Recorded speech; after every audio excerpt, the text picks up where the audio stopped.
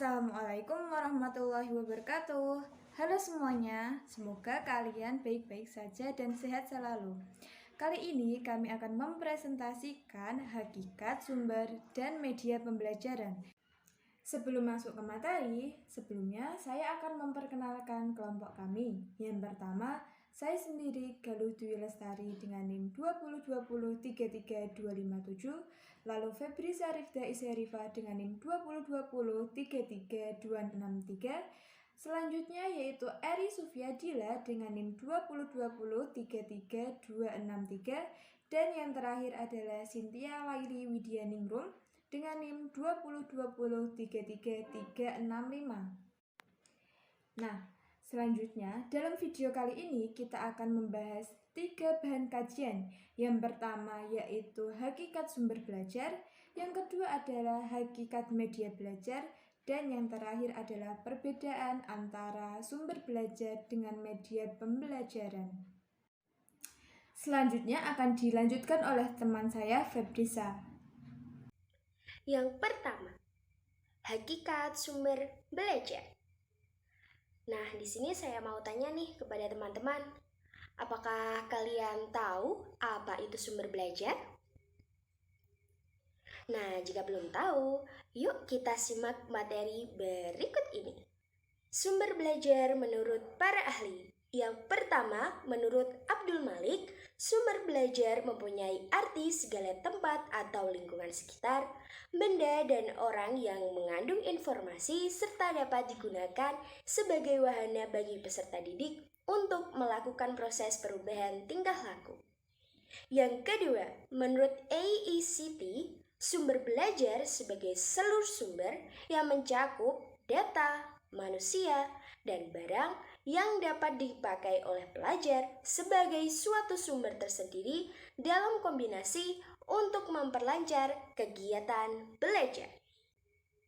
Nah, dari pendapat ahli yang sudah kita bahas tadi, dapat disimpulkan bahwa sumber belajar merupakan segala sesuatu yang mampu memberikan informasi serta dapat digunakan sebagai wahana bagi peserta didik untuk melakukan proses perubahan tingkah laku.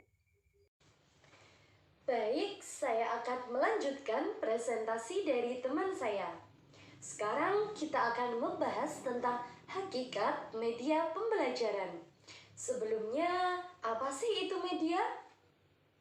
Media atau merupakan bentuk jamak dari kata medium adalah kata yang berasal dari bahasa Latin, yaitu medius, yang secara harfiah berarti tengah, perantara, atau pengantar.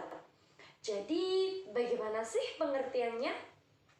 Media pembelajaran adalah segala sesuatu yang berupa software dan hardware yang dapat digunakan untuk menyampaikan isi materi ajar dari sumber pembelajaran kepada peserta didik yang dapat merangsang pikiran, perasaan, perhatian, dan minat belajar, sehingga mendorong terjadinya belajar pada siswa dan pembelajaran yang dilakukan di dalam maupun di luar kelas menjadi efektif.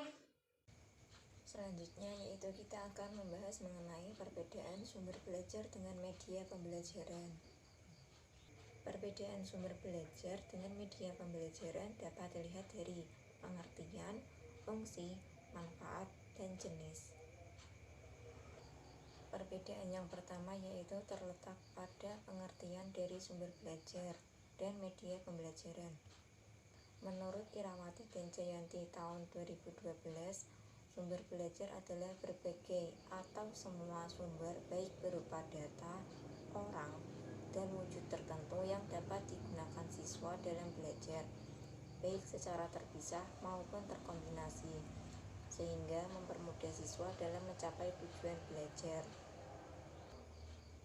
Sedangkan menurut Kustandi dan Sucipto tahun 2011 mengemukakan bahwa media pembelajaran adalah suatu alat atau perantara untuk meningkatkan proses belajar mengajar demi tercapainya tujuan pembelajaran supaya lebih baik. Selanjutnya, perbedaan yang kedua yaitu terletak pada fungsi.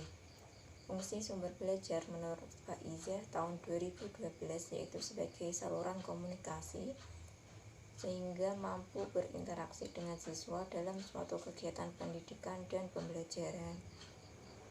Sedangkan fungsi media pembelajaran menurut Umar tahun 2013 yaitu yang pertama, memberikan kemudahan siswa dalam belajar. Yang kedua, mengubah pengalaman abstrak menjadi konkret. Yang ketiga, proses belajar mengajar tidak membosankan. Dan yang keempat, meningkatkan minat serta perhatian siswa pada proses belajar. Perbedaan yang ketiga yaitu terletak pada manfaat.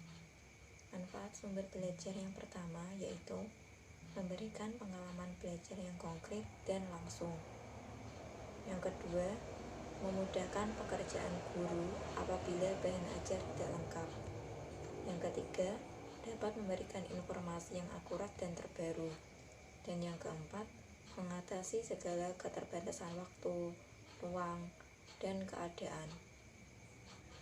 Sedangkan manfaat media pembelajaran yang pertama yaitu melancarkan informasi sehingga berdampak kepada peningkatan hasil belajar.